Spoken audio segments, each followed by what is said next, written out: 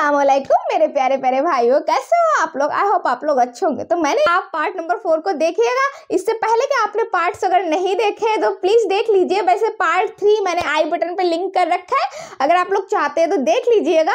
और part 1 part 2 हमारे channel पे आपको मिल जाएंगे, देख लीजिएगा जरूर। और अगर अच्छे लगे वीडियोज तो वीडियो को लाइक कर दीजिएगा, हमारे चैनल को सब्सक्राइब कर दीजिएगा आप लोग, तो आपको और भी चैनल के वीडियोज मिलते रहेंगे।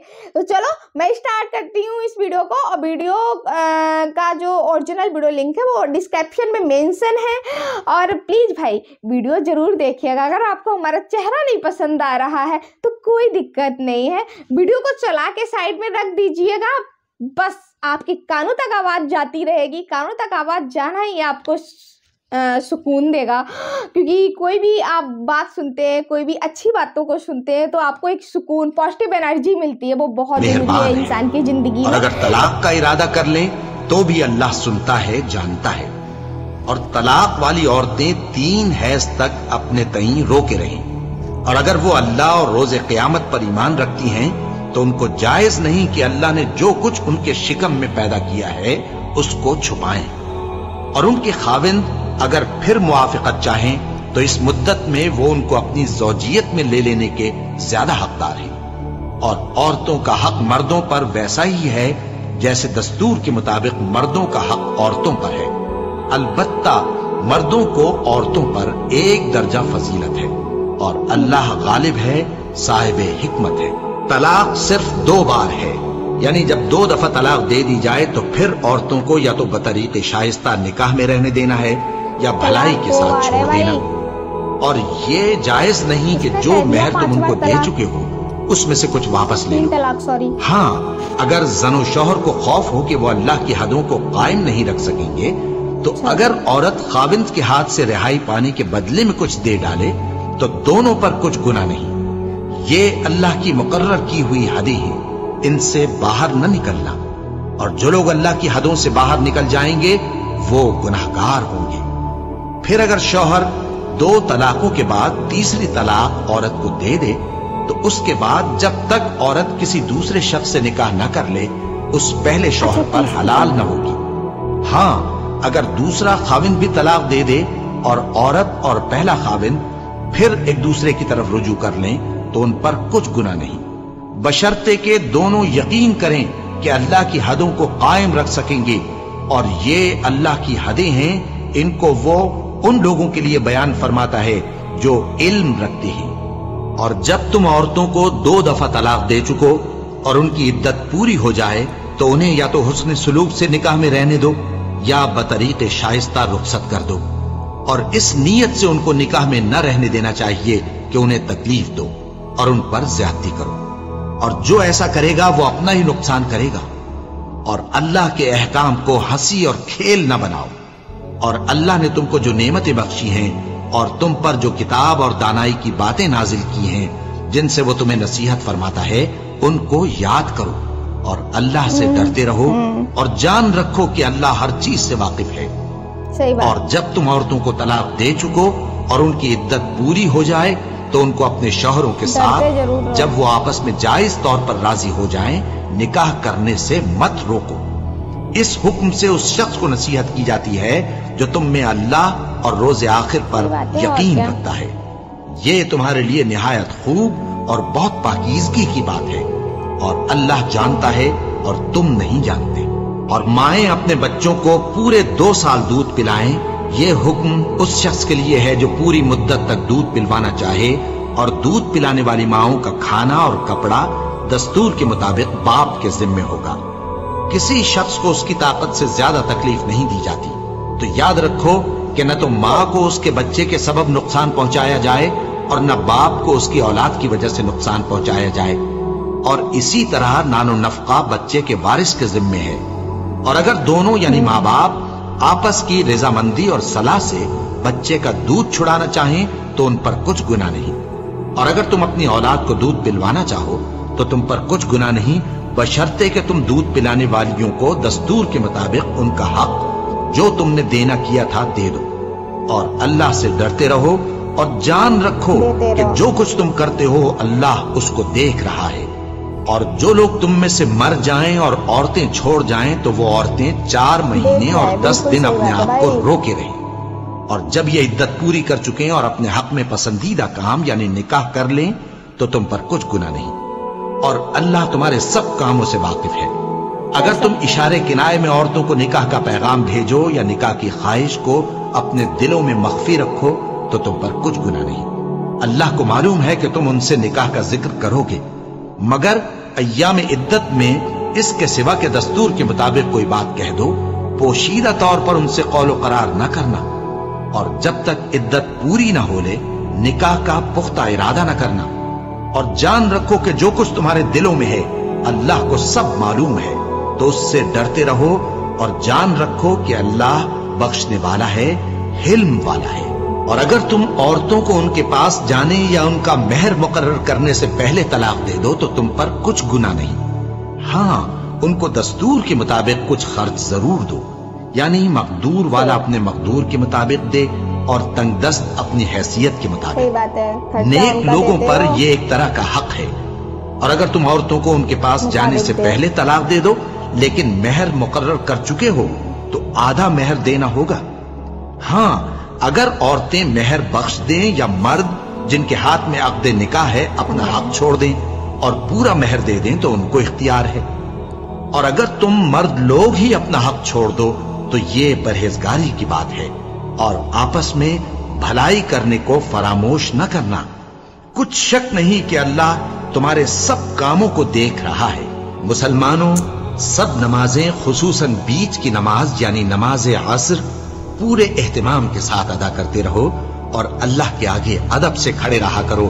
پھر اگر تم خوف کی حالت میں ہو تو پیادے یا سوار جس حال میں ہو نماز پڑھ لو۔ پھر جب امن و اطمینان ہو جائے تو جس طریق سے اللہ نے تم کو سکھایا ہے جو تم پہلے نہیں جانتے تھے اللہ کو یاد کرو، اور جو لوگ تم میں سے مر جائیں اور عورتیں چھوڑ جائیں وہ اپنی عورتوں کے حق میں وصیت کر جائیں کہ ان کو 1 سال تک خرچ دیا جائے اور گھر سے نہ نکالی جائے۔ ہاں اگر وہ خود گھر سے چلی جائیں اور اپنے حق میں پسندیدہ کام یعنی نکاح کر لیں تو تم پر کچھ گناہ نہیں، اور اللہ زبردست ہے، حکمت والا ہے۔ اور مطلقہ عورتوں کو بھی دستور کے مطابق نان و نفقہ دینا چاہیے، پرہیزگاروں پر یہ بھی حق ہے۔ اسی طرح اللہ اپنے احکام تمہارے لیے بیان فرماتا ہے تاکہ تم سمجھو۔ بھلا تم نے ان لوگوں کو نہیں دیکھا جو شمار میں ہزاروں ہی تھے اور موت کے ڈر سے اپنے گھروں سے نکل بھاگے تھے، تو اللہ نے ان کو حکم دیا کہ مر جاؤ، پھر ان کو زندہ بھی کر دیا۔ کچھ شک نہیں کہ اللہ لوگوں پر مہربانی رکھتا ہے، لیکن اکثر لوگ شکر نہیں کرتے۔ اور مسلمانوں، اللہ کی راہ میں جہاد کرو اور جان رکھو کہ اللہ سب کچھ سنتا ہے، سب کچھ جانتا ہے۔ کون ہے کہ اللہ کو قرض حسنہ دے کہ وہ اس کے بدلے اس کو کئی گنا زیادہ دے گا، اور اللہ ہی روزی کو تنگ کرتا اور وہی اسے کشادہ کرتا ہے، اور تم اسی کی طرف لوٹ کر جاؤ گے۔ بھلا تم نے بنی اسرائیل کی ایک جماعت کو نہیں دیکھا جس نے موسیٰ کے بعد اپنے پیغمبر سے کہا کہ آپ ہمارے لیے ایک بادشاہ مقرر کر دیں تاکہ ہم اللہ کی راہ میں جہاد کریں؟ پیغمبر نے کہا کہ اگر تم کو جہاد کا حکم دیا جائے تو ایسا تو نہیں کہ لڑنے سے پہلو تہی کرو۔ وہ کہنے لگے کہ ہم اللہ کی راہ میں کیوں نہ لڑیں گے جبکہ ہم وطن سے خارج اور بال بچوں سے جدا کر دیے گئے۔ پھر جب ان کو جہاد کا حکم دیا گیا تو چند اشخاص کے سوا سب پھر گئے، اور اللہ ظالموں سے خوب واقف ہے۔ اور پیغمبر نے ان سے یہ بھی کہا کہ اللہ نے تم پر طالوت کو بادشاہ مقرر فرمایا ہے۔ وہ بولے کہ اسے ہم پر بادشاہی کا حق کیوں کر ہو سکتا ہے؟ اس سے بڑھ کر بادشاہی کے مستحق تو ہم ہیں، اور اس کے پاس تو بہت سی دولت بھی نہیں۔ پیغمبر نے کہا کہ اللہ نے اس کو تم پر فضیلت دی ہے اور بادشاہی کے لیے منتخب فرمایا ہے۔ اس نے اسے علم بھی بہت سا بخشا ہے اور تن و توش بھی بڑا عطا کیا ہے، اور اللہ کو اختیار ہے جسے چاہے بادشاہی بخشے، وہ بڑا کشائش والا ہے، دانا ہے۔ اور پیغمبر نے ان سے کہا کہ ان کی یعنی طالوت کی بادشاہی کی نشانی یہ ہے کہ تمہارے پاس وہ صندوق آئے گا جس کو فرشتے اٹھائے ہوئے ہوں گے، اس میں تمہارے پروردگار کی طرف سے تسلی بخشنے والی چیز ہوگی اور کچھ اور چیزیں بھی ہوں گی جو موسیٰ اور ہارون چھوڑ گئے تھے۔ اگر تم ایمان رکھتے ہو تو یہ تمہارے لیے ایک بڑی نشانی ہے۔ गरज जब तालूत फौजी लेकर रवाना हुआ तो उसने उनसे कहा कि अल्लाह एक नहर से तुम्हारी आजमाइश करने वाला है, जो शख्स उसमें से पानी पी लेगा उसकी निस्बत तसव्वुर किया जाएगा कि वो मेरा नहीं, और जो न पिएगा वो समझा जाएगा कि मेरा है। हाँ, अगर कोई हाथ से चुल्लू भर पानी ले ले तो खैर। जब वो लोग नहर पर पहुंचे तो चंद आदमियों के सिवा सबने पानी पी लिया। फिर जब तालूत और मोमिन लोग जो उसके साथ थे नहर के पार हो गए तो कहने लगे कि आज हम में जालूत और उसके लश्कर से मुकाबला करने की ताकत नहीं। जो लोग यकीन रखते थे कि उनको अल्लाह के रूबरू हाजिर होना है, वो कहने लगे कि बसा औकात थोड़ी सी जमात ने अल्लाह के हुक्म से बड़ी जमात पर फतह हासिल की है, और अल्लाह साबित कदम रहने वालों के साथ है। और जब वो लोग जालूत और उसके लश्कर के मुकाबिल में आए तो अल्लाह से दुआ की कि ऐ परवरदिगार, हम पर सब्र के दहाने खोल दे और हमें लड़ाई में साबित कदम रख और लश्कर कुफ्फार पर फतेह याब कर। तो तालूत की फौज ने अल्लाह के हुक्म से उनको शिकस्त दे दी, और दाऊद ने जालूत को कत्ल कर डाला, और अल्लाह ने उनको बादशाही और तानाई बख्शी और जो कुछ चाहा सिखाया। और अगर अल्लाह लोगों को एक दूसरे पर चढ़ाई और हमला करने से न हटाता रहता तो कुर्रे अर्ज तबाह हो जाता, लेकिन अल्लाह अहले आलम पर बड़ा मेहरबान है। ये अल्लाह की आयतें हैं जो हम तुमको सच्चाई के साथ पढ़कर सुनाते हैं, और ए मोहम्मद सल्लल्लाहु अलैहि वसल्लम, तुम बिलाशुबा पैगंबरों में से हो। पारा नंबर 2 का पार्ट 4 ये पूरा हुआ मेरे भाई। किस किस ने पूरा वीडियो देखा है, part 1, part 2, part 3, part 4, comment section में जरूर बताइएगा मेरे भाई।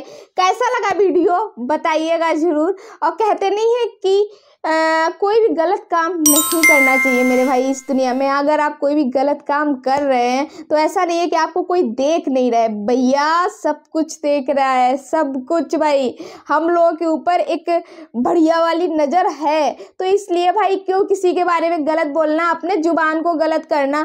अब तो इस दुनिया में ये हो रहा है भाई कि लोग पटापट लोगों को उल्टा सीधा बोलते हैं, मतलब उन्हें बिल्कुल भी ऐसा लगता ही नहीं है कि ये क्यों बोल रहे हैं, उन्हें ये भी नहीं समझ में आता ये क्यों बोल रहे हैं, लेकिन उनको बोलना है तो बोलना है, बोलेंगे। अपने ऊपर गुनाह को लाद रहे हैं, मेरा मतलब है मेरी भाषा में अपने ऊपर गुनाह कर रहे हैं। दूसरे का कुछ नहीं बिगड़ता, दूसरे को अगर आप कुछ गलत बोल रहे हो शब्द तो उसका कुछ भी नहीं बिगड़ता है, लेकिन आपका बहुत कुछ बिगड़ता है।